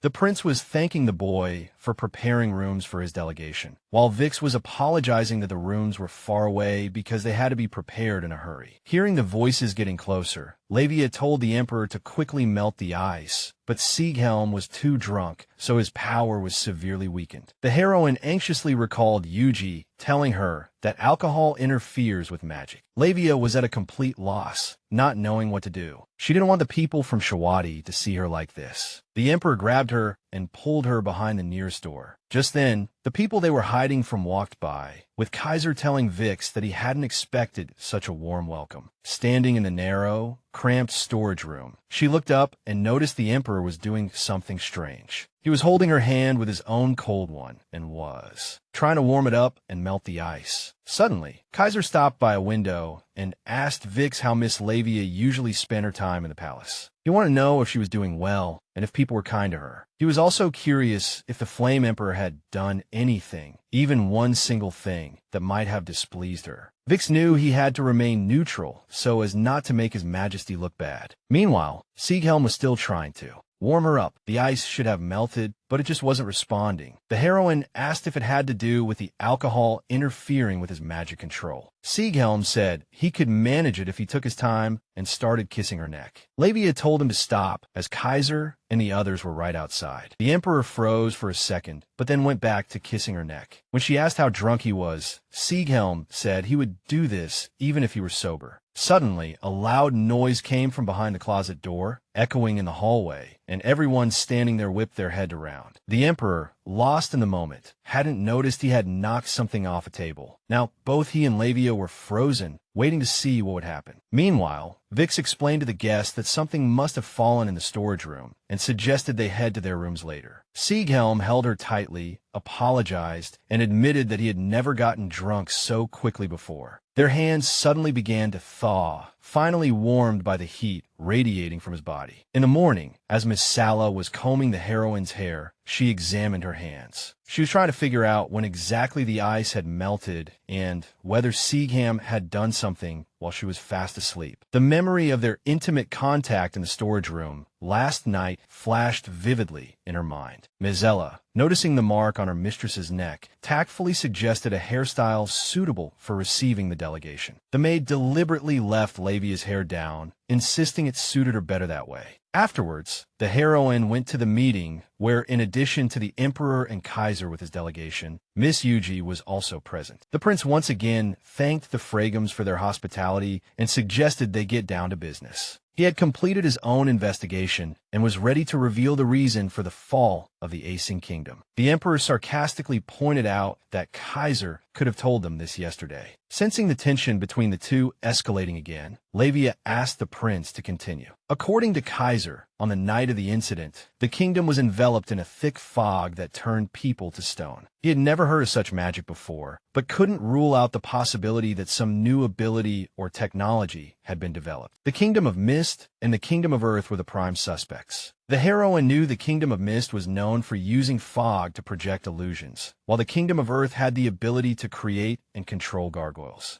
Nevertheless, it was impossible to determine if they had been experimenting with previously unknown ways of using their powers. It turned out that Yugji was already conducting research in these areas, so she promised to inform everyone if she found anything. The heroine sighed and mentioned with regret that if they had caught the mercenary, they might have learned something. She explained how the man had attacked her father and how they had both perished in the end. When Kaiser heard this, he asked about the culprit's body. Zighelm said that after he rescued Levia, the body must have regenerated. In any case, the investigation team he later sent to Ezen couldn't even confirm if the body was there. The Emperor apologized for not telling her sooner, saying he didn't want to worry her. Kaiser admitted he had been puzzled as to why Levia hadn't turned to stone like everyone else. The heroine repeated her father's words. The thick fog only affected those without special powers. Suddenly, a bright light flashed outside the window, and Zighelm and Kaiser exchanged a look. The glass behind the heroine shattered, and a small green ball flew into the room. It exploded with a deafening bang, filling the entire room with acrid green smoke. Levia opened her eyes and suddenly found she couldn't see anything. At that moment, a figure appeared out of nowhere right above her, his face obscured by a mask. A dagger glinted in his hand, ready to strike down our girl. But the would-be killer didn't stand a chance, as two immense forces of fire and water seized him, knocking the weapon straight from his hand. Kaiser and Zighelm, surrounded by their magical auras, shielded Levia and glared at the vile man who had walked right into their trap. The assassin still tried to reach for his dagger, but the Emperor trapped him tightly with flames, and the man gritted his teeth and struggled in pain. Zighelm demanded to know who had sent him, and the man coughed up blood. The man said he would kill them all, leaving no one behind. After saying these words, he collapsed to the floor, a pool of blood spreading around him. Vix checked the assassin and confirmed he was dead, likely from poison he had taken beforehand. The heroine noticed the man was dressed exactly like the one who had killed her father, which meant they were still after her. The Emperor turned to say something to Levia, his eyes suddenly blazing with fury. Kaiser put an arm around the girl's shoulders to comfort her, repeating that he would stay by her side. The heroine felt Prince Kaiser's soothing water energy flowing like a stream. She thanked him for the tranquility he brought her. Watching the calming effect of the Shawardi prince's magic, Yugji wondered if it could be used to suppress Levia's rampaging power. Zighelm was overcome with a strong sense of jealousy, walked over to the heroine, and put his arm around her shoulder. Just then, he noticed a strange bracelet on the girl's wrist. No one had ever seen it on her before, and they concluded that the killer must have put it on Levia. The Emperor told the girl to hold out her hand so he could burn off the bracelet, but no matter how hard he tried, it was no use. So Kaiser pulled Levia away from Zighelm, telling him to calm down, worried he would burn her. The Emperor just glared at him with a look that said, "I would never make such a rookie mistake." The heroine pulled the two apart, saying she was fine, but the bracelet wouldn't come off. So she tried to shatter it with a spearhead of ice created from her powers. But that didn't work either. Zighelm on one side and Kaiser on the other both grabbed Levia's hand, begging her to stop before she hurt herself. Yugji pointed out that the girl could still use her powers even with the bracelet on. The princess walked over to Levia and asked to see her hand. Yugji found no trace of any special magic on the object. When asked if she felt any pain or discomfort, the heroine said no. Just then, Vix came forward and asked the Emperor to look at the dagger the attacker was carrying. There was a crest on it, the mark of the Kingdom of Mist. Kaiser suspected the Kingdom of Mist was behind the attack on Ezen, but Zighelm wasn't so sure. He meant, would the people who went to such lengths to completely erase the tracks of the Ezen bandits really carry something something that could be traced back to them? They broke into a place where both the Fire Emperor and the Water Prince were present. Perhaps they just wanted to frame someone. Kaiser thought he had a point, but he wasn't ready to rule out the Kingdom of Mist as a suspect, because as mentioned before, they were rumored to be the ones who invented the petrification device. Since Shawardi had diplomatic relations with the Kingdom of Mist, the prince decided to go back and try to dig up some leads. Before leaving, he told Zighelm to protect Levia with his life, or he would bring down the entire empire. The emperor just scoffed, saying he didn't need to be told. The two locked eyes again, radiating pure hatred. Meanwhile, Yugji still couldn't remove the bracelet from Levia's hand, but since it wasn't causing any trouble, she felt they could only observe it for now. As he said goodbye, Kaiser promised to return with more information next time. He told her to be careful of bandits and those pesky little bugs. They were right there in Fragums. Levia looked confused, so the prince explained that she had a red mark on her neck. He whispered that maybe some kind of bug had bitten her in her sleep. Although she said she hadn't noticed, she suddenly remembered how the mark got there. After telling her to be careful, Kaiser leaned in and kissed Levia in front of everyone. Zighelm, who witnessed this, grew more furious by the second. After the prince left, the emperor suggested the heroine rest in his room after everything that had happened. Levia agreed, but she seemed a little hesitant, so he asked if she would be all right on her own. She smiled, knowing Zighelm was busy, and told him not to worry. Suddenly, the emperor leaned in and touched Levia's neck, his fingers tracing the mark. He told her to be more careful, because she let her guard down too easily. The heroine blushed and retorted that it was his fault for leaving a mark where others could see it. Zighelm replied that if it couldn't be seen, it would lose its meaning. Levia didn't understand what he meant, but the emperor didn't explain, simply summoning a firebird. He gave the bird to her, telling her to keep it with her, and promised to return as soon as he was done with his business. After Zighelm left, Mizella suggested having her ladies' lunch sent directly to the room. However, Levia wanted to rest for a bit first. Alone, the heroine wondered how to interpret the emperor's words. Touching her neck, she pondered whether it was possessiveness or a stronger emotion. For a man who was only helping Levia to repay her father, Zighelm was too obsessed with her. Maybe it was because he wanted her to bear his child later and didn't want to let her go. The heroine lay down on the bed and quickly fell asleep. In her dream, she was a little girl again, sitting at a table making ice sculptures. Suddenly hearing a pained yet familiar voice behind her, she turned to see her father right in front of her. He said someone had come and suggested she go greet the guest, but she couldn't make out the name. On the way, the king spoke of how fond the guest was of her, which surprised him a little as a father. He said that thanks to Levia, this guy was finally starting to show his good side. The girl couldn't hear who her father was talking about. She couldn't recognize the person's name. After thinking for a moment, Levia decided to ask him again, but she got no answer as her father let go of her hand and began to move away from her at great speed. And so, our girl once again experienced the moment her father was fatally wounded and the Ezen kingdom fell. She saw the masked man's dagger flash through the air, threatening to kill everyone. The girl screamed and tried to defend herself with a blast of ice, and the man with the dagger was instantly frozen, completely encased in a block of ice. But then another assassin whispered from behind her, saying it was all in vain. A giant hand reached for Levia from above, repeating that she couldn't escape. She tossed and turned in her sleep, plagued by fear and anxiety, her body beginning to freeze over. Meanwhile, in his office, Zighelm was giving orders to members of the Imperial Army. Since there was still a chance that bandits were hiding in the castle, he told the first squad to be on standby just in case. The second squad was to patrol inside the castle. At the same time, the Emperor was racking his brain, wondering why these guys still wanted to kill Levia when her kingdom had already fallen. Suddenly, an intense chill came from Zighelm's earring. He shot to his feet, left the rest of the instructions to Vix, and rushed out of his office, bursting into the bedroom to find Levia frozen in a block of ice, enveloped in the Firebird's wings. The Emperor rushed to the girl, but she was deliriously calling for her father in her sleep. The heroine trembled like a leaf, begging for help, and it took Zighelm a long time to finally wake her. He held her tightly to calm her down, saying it was just a nightmare and the killer was gone. Catching her dazed and fearful gaze, the Emperor repeated that it was just the two of them in the room. Finally understanding, Levia wrapped her arms around Zighelm's neck and held him tight. She was still trying to figure out if the nightmare she just had was really just a dream. The girl began to tell the Emperor how her father had fallen, how the villains had attacked her, and how there was blood everywhere. Listening to her, Zighelm blamed himself for leaving her alone after the attack. He gently stroked Levia's hair, held her closer, and repeated that everything was all right, that she was safe here, and that she needed to forget the dream. The heroine didn't want to remember it either. She wanted to forget everything as soon as possible. But at the same time, something was bothering her. She suddenly grabbed Zighelm's shirt, pulled him closer, and kissed him on the lips. Levia asked him to help her stop thinking. Zighelm told her to trust him. They kissed again, and his warmth spread throughout her body. When she woke up, she felt much better. She noticed that Zighelm had changed her into one of his shirts. The remnants of her burnt dress were scattered on the bed. Levia asked if she could also have clothes custom-made from fireproof fabric, and the Emperor fully agreed. Looking at the half-asleep Zighelm beside her, she thought about how gentle he actually was, despite his bad reputation in other countries. I mean, he was willing to give her anything she wanted. Compared to him, Levia felt selfish, so she decided to wake him up and tell him something. When he opened his eyes, she announced that she would fulfill her end of the deal. Zighelm was stunned to hear that she would bear his child. The girl was convinced it was the only way to repay him for everything he had done for her. The next second, Zighelm pounced on Levia, surprised that she would want more after the ordeal of the previous night. Although she tried to explain that he had completely misunderstood, the Emperor had already taken off his robe and started kissing her. Levia pleaded with him to stop, but this only fueled his excitement more. 2 hours later, she was leaning against his shoulder, exhausted. But Zighelm, unlike her, was still full of energy and was thoughtfully examining her bracelet. Levia admitted that not only was it annoying, but she was also terrified of the effect the bracelet might have on her. According to the Emperor, there was a town on the southwest coast famous for its blacksmiths. Perhaps they could find the tools there to remove the bracelet from her wrist. The heroine's eyes lit up as soon as she heard about the sea. Zighelm could have summoned the blacksmiths to the palace, but he noticed how excited Levia was. She clearly wanted to go in person. The Ezen kingdom had no access to the sea, so the heroine had never seen it before. She was overjoyed when Zighelm suggested they go together. The cloaked man peering into the magic orb was furious because the fireproof bracelet had lost its eavesdropping and monitoring functions. However, he could at least still track the wearer's location with it. According to the map, they were in Sambian, on the southwest coast of the Fragment Empire. Vix stared at the sea, frustrated that the weather was so gloomy and damp upon their arrival. Even so, the view they had, standing with Princess Levia and Mizella, was spectacular. The heroine stood as if frozen, staring at the sea, unable to look away. Vix thought that as soon as the Emperor saw how much fun Lady Levia was having, he would surely decide to build a villa here. The girl was surprised that Zighelm didn't have a summer house in such a prime location. But Vix explained that His Majesty wasn't exactly a beach person. The Emperor's aide-de-camp also mentioned that they would be staying at the mansion of the local lord, Sambiana.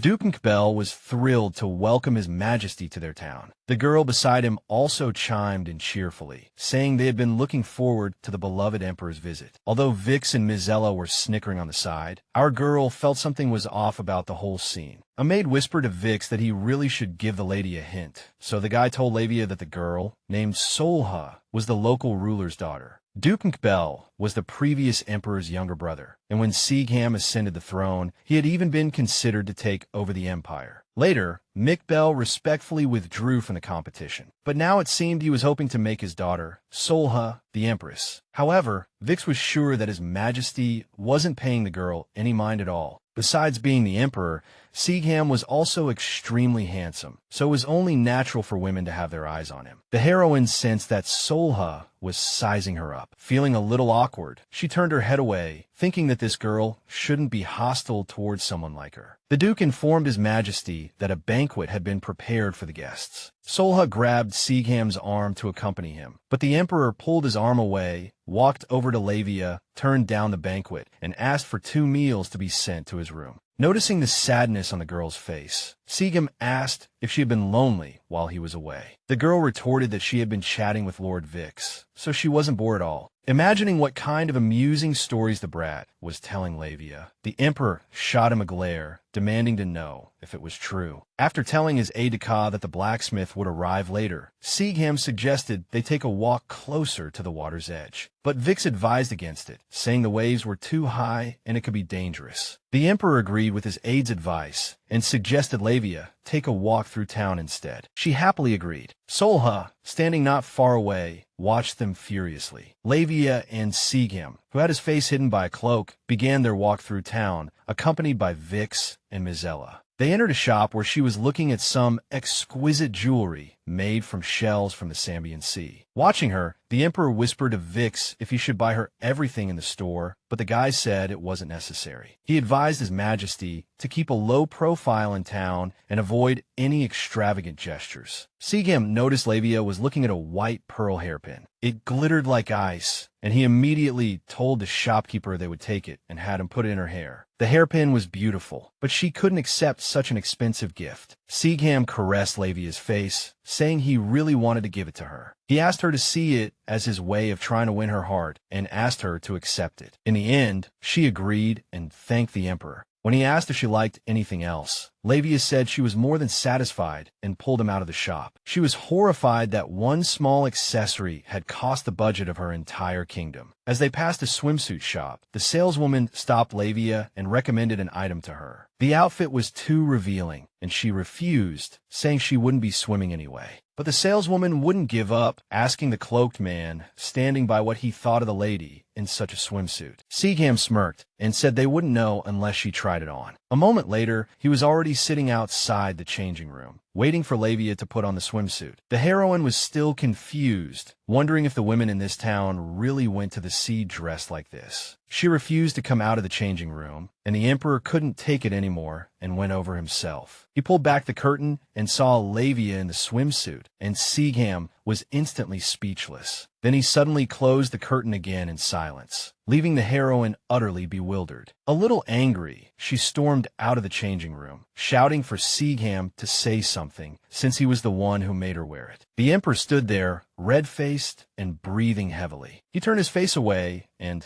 said that if she was done trying on, Levia could change back. The girl put on an innocent expression and asked him why his face was so red. Then Zighelm grabbed her hand and asked if she was prepared for the consequences of teasing him in a place like this. Unsurprisingly, Levia wasn't ready for things to go that far, so she disappeared behind the changing room curtain with lightning speed. Standing there panting, the heroine suddenly realized it was the first time she had ever seen the Emperor so flustered. The sun was already setting, so Vix suggested His Majesty return to the mansion after confirming that Levia had enjoyed herself. The Emperor agreed with his aide's suggestion. The heroine noticed that as soon as they left the swimsuit shop, Zighelm returned to his usual self. Suddenly, some kind of commotion broke out in the square, and people were running in droves towards the water. After stopping one of them, Zighelm learned that several children had fallen into the sea. The waves were too high, and no one knew how to get them out. Without wasting a second, the heroine ran in the same direction as the crowd. She pushed through the people, who were all saying it was madness to take a boat out in this weather. 3 small children were clinging to or floating in the water, crying their eyes out. One of the mothers tried to jump in to save them, but was held back by the others. Just then, a shark fin appeared near the children, and the screams around them grew louder. The heroine remembered Vix's order to keep a low profile, so she was afraid that using her powers would reveal her identity. But Levia couldn't just stand by and watch, and the next moment, a burst of icy energy erupted from her. Vix tried to stop her, but the Emperor signaled for him to let her be. The heroine directed her power at the children, and in an instant, they were standing on a patch of ice on the water's surface. The ice slowly formed into a bridge to carry the little ones back to shore. But the shark swam closer, ramming the ice to try and break through. Levia couldn't be distracted by the predator. She had to control her magic so as not to accidentally freeze the children. Suddenly, a huge fireball hit the shark, knocking it away from the ice bridge. Turning her head, she saw Zighelm right beside her, no longer hiding his identity, helping her. He would deal with the shark, leaving Levia to take care of the children. They fought side by side, using their respective powers to rescue the little ones from danger. A little later, the locals dragged the massive predator's corpse ashore. The rescued children ran to their mothers on the beach, who were crying tears of joy. The The gathered crowd expressed their gratitude to the emperor. Zighelm replied that they should thank the girl standing beside him. The village chief asked if the heroine was from Ezen, and Levia confirmed his guess. The crowd began to whisper about the fall of the Ezen kingdom, as news had undoubtedly spread. The rescued children ran to Levia to thank her, marveling at how beautiful the ice was. The girl was just glad they were safe, which reminded her of the time she used to spend with children in her own kingdom. Zighelm also thanked the heroine, saying his fire power would have been useless without her. Levia, a little flustered, asked if he was angry that she had acted on her own. But the emperor wasn't angry. The side of her that rushed to help without hesitation was exactly what he admired. The heroine blushed and thanked him for using his power as well. As the day ended, Levia took a hot bath in her new swimsuit. She was thinking about Zighelm, who had fearlessly helped her save the children, regardless of his identity being exposed. The girl smiled, realizing she admired that side of him too. Besides, she couldn't get the image of his adorably flustered state in the shop out of her head. The heroine smiled again, and just then, Zighelm himself walked into the bathroom, wearing only a towel around his waist. Unlike his castle, this mansion had no thermostat, and the emperor was worried his body heat would damage the tub. So, claiming he needed Levia to cool the water, he climbed in and sat beside her. Before she could say anything, Zighelm noticed she was already wearing her new swimsuit. The girl replied that Ms. Zella had insisted she wear it. The emperor announced he wanted a better look and pulled Levia closer. The man confessed that seeing her in this outfit made him want to lock her up so no one else could see her. Now that Zighelm was no longer blushing and cute, Levia said she didn't want to be boiled alive and started to get out of the water. But the emperor pulled her back, gave her a playful bite on the neck, and untied her swimsuit with his lips. He said he had held back in the shop, but now she wasn't going anywhere. Levia commented that it was indeed getting too hot in the water, but Zighelm was no longer worried about breaking anything and promised to take responsibility for repairs if something happened. Nevertheless, the girl thought it was wrong to damage someone else's property while doing something so irrational. She grabbed his hands and said that Fragmand might be a wealthy empire, but they shouldn't forget proper conduct. Levia put ice handcuffs on Zighelm, adding that she had adjusted the temperature for him. Before she could react, the ice evaporated, freeing his hands. The emperor apologized, saying his body temperature must have risen from laughing too hard. He pulled Levia onto his lap again and began to kiss her all over. She gasped, horrified by the loud echo in the room. Almost in tears, she pleaded with Zighelm to go to the bed if he really wanted to, and not do anything in the bathroom. The emperor caressed her face and said that while he wanted to listen to her when she asked so sweetly, it only made him more excited. So, any fault in his actions was entirely on her. Levia was angry and climbed out of the water, leaving him to bathe alone. Just as she stepped out of the room, Zighelm somehow managed to remove her underwear. She demanded he return what he had stolen, but the emperor refused, approaching her and taking her in his arms. Later, they sat in their room, drinking wine and eating fruit. Levia's hands trembled slightly as she recalled what had happened in the bathroom. As the emperor fed her a grape, she wondered if being intimate with him really did stabilize her magic. Suddenly, Vix knocked on the door to announce he had brought the blacksmith. An old man entered the room, and the emperor ordered him to remove the bracelet from the girl's wrist. The blacksmith examined the item carefully, finding it to be very rare and made of a tungsten alloy.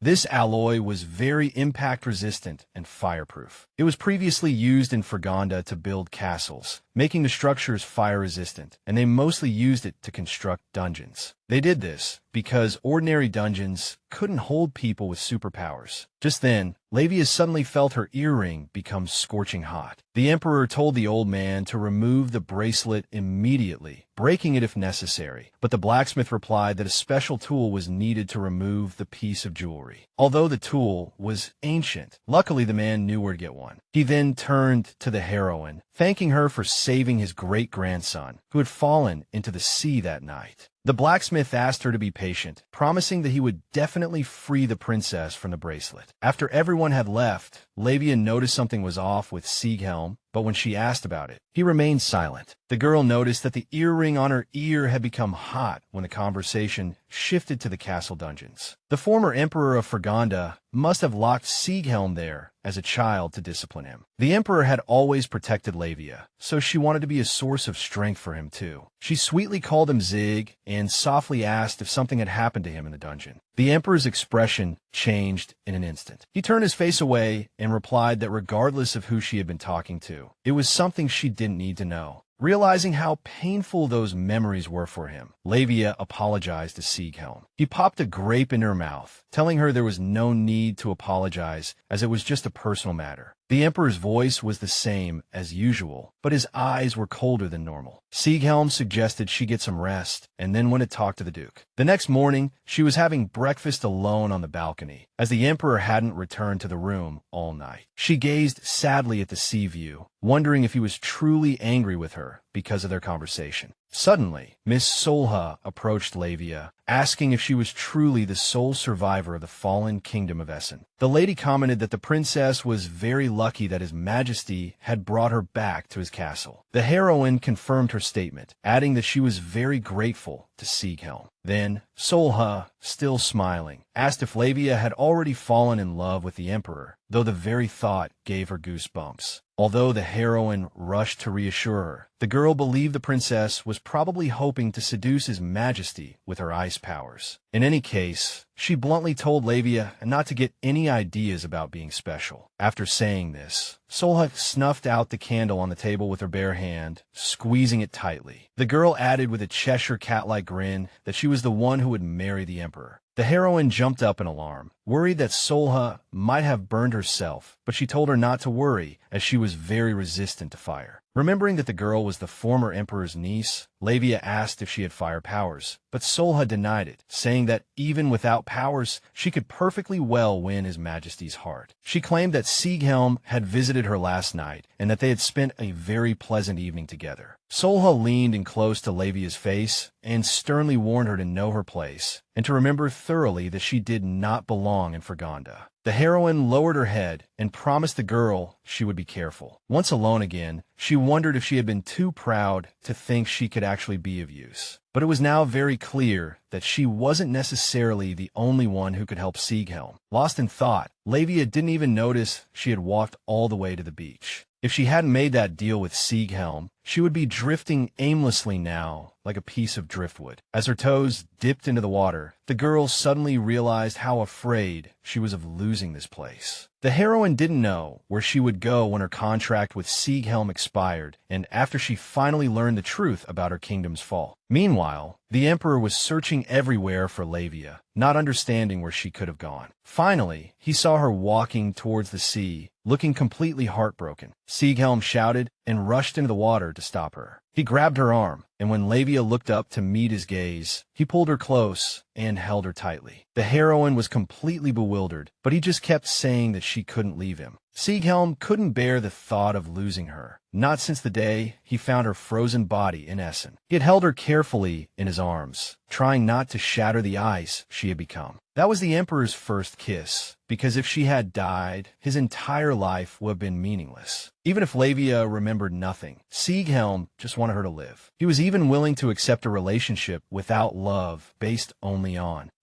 a physical relationship, even if it meant pushing the heart he most desired further away from him. On the night the kingdom of Ezen fell, Wix had asked the Emperor if they would tell Miss Levia about the past. But Zighelm was worried that, after losing her father and her homeland, learning what he had done would cause her to completely lose control of her powers. That was why he didn't want to burden Levia any further. Zighelm didn't need much, as long as she never found out why he was so obsessed with her. Holding Levia tightly in the sea, the only thing he pleaded for was for her to never disappear from his side. The heroine, completely misunderstanding, replied that she never planned on disappearing anywhere. She just wanted to get her feet wet and had no intention of going any deeper. Zighelm let out a heavy sigh and asked her not to mislead him like that again, as he thought the waves were about to sweep her away. The heroine felt the hand he had on her waist trembling. She smiled and told him not to worry, declaring that she wasn't going anywhere until she had fulfilled their contract. When asked why she had come to the sea alone, Levia replied that she just had a strong urge to see the ocean. She felt that at that time of day, the sea looked both mysterious and enchanting. But in Zighelm's eyes, all he saw was a suffocating, Bottomless darkness. It wasn't until she heard these words that the heroine understood what Wix meant when he said the Emperor hated the ocean. After a moment of silence, Zighelm guessed that perhaps because of his fire powers, he instinctively felt incompatible with water. In response, Levia pointed out that fire and ice were also incompatible. Finally, Zighelm broke into a smile, declaring that ice was completely different. When she asked how he had found her, the Emperor replied that he had sensed her magical energy. The heroine apologized for him having to come all this way to find her. She then added that he should probably go back to Solha now, which greatly surprised Zighelm. Levia explained that after spending a pleasant night with the girl, she must be waiting for him. The Emperor was shocked by her words and demanded to know who on earth had told her such a thing. She avoided his gaze, saying she heard it directly from Sola herself. Zighelm laughed, patted Levia's head, and told her not to worry. He hadn't spent the night with the girl. He had just gone to talk to her father, and Solha just happened to be there. The Emperor looked into her eyes and asked if she was jealous, but Levia turned away, saying it was none of her business who he was with. Zighelm asked her not to go too far, saying he couldn't bear it if she disappeared. Bathed in the moonlight, she stopped and reminded him that she wasn't made of snow and ice and wouldn't just melt away. The Emperor said nothing, walked over, grabbed Levia, and carried her out of the water over his shoulder. Despite her attempts to resist, he announced it was time to go back. On the way, Zighelm said that since he had to get in the water for her, she would have to accompany him again tonight. Even after entering the castle, the Emperor didn't put the girl down, just kept carrying her over his shoulder. Solha watched them from around a corner, her eyes burning with hatred for her rival. A short while ago, her father had called her over to see if she had taken her medicine on time. Solha replied that she had, and if he meant the medicine that made her fire-resistant, she still had 2 doses to take, one of which she had to secretly give to His Majesty so that she could conceive his child. According to Mkbel, the Emperor clinging to the Ice Princess all day was already a big problem for the nobles, but they were too afraid to say anything. But for the stability of the empire, Zighelm needed a suitable wife, and his visit to their residence was the perfect opportunity. Solha was prepared to guide the Emperor onto the right path and become His Majesty's bride. She had admired him even before Zighelm ascended the throne and had been living for the day she would become his wife. Solha had even forced herself to swallow that foul-tasting medicine so she could handle his late-night visits, which was why she had no intention of letting some upstart get her claws into His Majesty. Solha was preparing to take the enhancer for the first time, savoring the thought of Zighelm possessing her. The blacksmith rummaged through every box in the warehouse and finally found the tool he needed. Suddenly, he felt the space fill with a strange mist. As he realized it was fog and not smoke,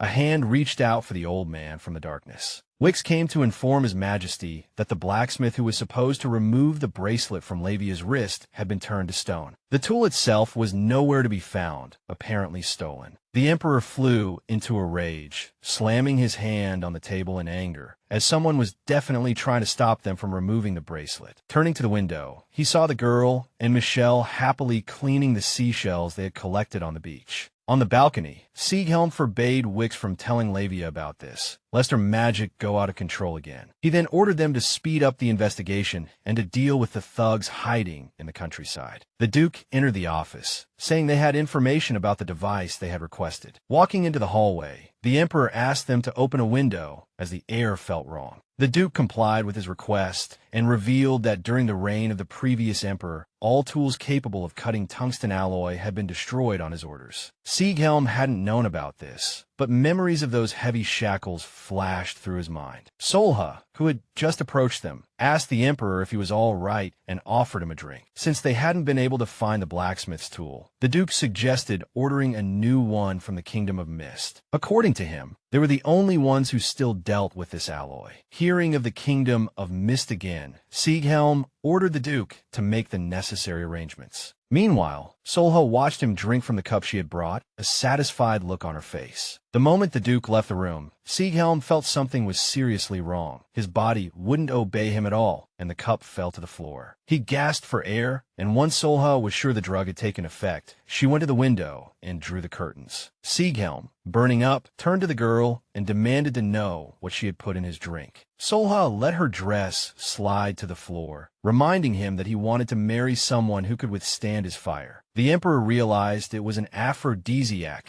and that the strange mist in the room was just to cover up the problem with the drink. He called Solha disgusting, saying he wanted nothing to do with her. The girl took a step closer, pleading with him not to say such hurtful things. But when she tried to touch him, she felt a burning sensation. Solha couldn't believe it. She was supposed to be fire-resistant. She begged Zighelm to calm down and stop, but his fire was too strong, and he couldn't control his power. The Emperor felt immense pressure on his body, and the flames were causing him unbearable pain. Levia's earrings suddenly flickered, and she knew Zighelm's magic was out of control again. Looking up, she suddenly saw flames bursting from a window on the second floor of the mansion. The heroine ordered Michelle to tell the Duke what was happening and to evacuate the people. Then she ran into the house. At the door to the room, she found Solha sitting on the floor in just her undergarments. She was staring blankly ahead, while Zighelm was slumped on a sofa in the burning room, his head bowed. Seeing this, Levia demanded that Solha immediately confess what she had done. The girl started making excuses, but the heroine didn't care about anything except what she had done. Then Solha admitted she had given Zighelm something to enhance him, but she didn't have an antidote. Having gotten all the information she needed, a grim-faced Levia ordered the girl to leave immediately. After entering the room, she gently caressed Zighelm's face with her cold hands, but he pushed her hand away. He told her to get out of the room and not to touch him. Although she tried to explain that his magic was unstable and she wanted to help cool him down, he didn't want her to see him like this. Levia felt this was no time to worry about such things. As for not wanting to be seen in a pathetic state, he had already seen her at her worst. Finally, after a while, Levia managed to extinguish the fire in the room, but Zighelm still looked unable to move on his own. Seeing him like this, she couldn't believe how strong the aphrodisiac was, but she was determined to help the Emperor. She started to take off his shirt to remove anything that might harm him. Zighelm kept saying she shouldn't touch him, that she didn't know what she was doing. Levia told him to be quiet for a minute and then kissed his lips. In his state, he suddenly seemed very cute, but this was no time to be thinking about that, so she quickly pushed the thought from her mind. She explained to Zighelm that she was going to do for him what he had once done for her, save his life. Levia's lips touched the Emperor's skin, though she wasn't sure if she was doing it right. Suddenly, she noticed something very strange. Although the fiery energy was starting to subside, Zighelm's body temperature was continuously rising. Levia tore off her own dress and climbed on top of him, while he was just annoyed that he felt too awful to enjoy the sight before him.